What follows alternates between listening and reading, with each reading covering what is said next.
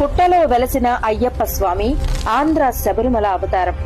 2020లో ఒక శ్రావణ శుక్రవారం రోజు శ్రీకాకుళం జిల్లా కొమ్మవలస గ్రామానికి చెందిన హరిబాబు రామలక్ష్మణ్ వేట కోసం కోదడ్డపనస గ్రామంలోని కొండపైకి బయలుదేరారు.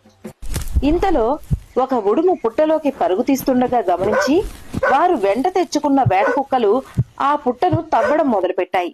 అప్పుడే మట్టిలోంచి ఒక రూపం కనిపించింది. అది ఉడుము కాదు, అయ్యప్ప స్వామి తలభాగం. ఆ క్షణం వాళ్లు భయంతో వెనక్కి తగ్గారు. వెంటనే వారు ఆ విషయాన్ని గ్రామస్తులకు తెలియజేశారు. గ్రామస్తులంతా చేరి ఆ స్థలాన్ని చదును చేసి విగ్రహాన్ని పూర్తిగా వెలికితీశారు. ఆ దివ్య రూపం చూసి అందరి కళ్లల్లో భక్తి భావం నిండిపోయింది. ఆ రోజు నుండే తండోపతండాలుగా ప్రజలు అయ్యప్ప దర్శనం చేసుకోవడానికి వచ్చారు.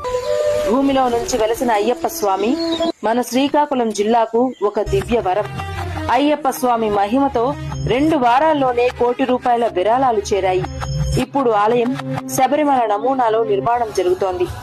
భక్తుల నమ్మకంతో వెలసిన క్షేత్రం ఇదే ఆంధ్ర శబరిమల అవతారం. ఈ కార్తీక మాసంలో అయ్యప్ప స్వామి భక్తులందరికీ ఈ రీల్ ని షేర్ చేసి కింద అయ్యప్ప అని కామెంట్ చేయండి. స్వామియే శరణమయ్యప్ప.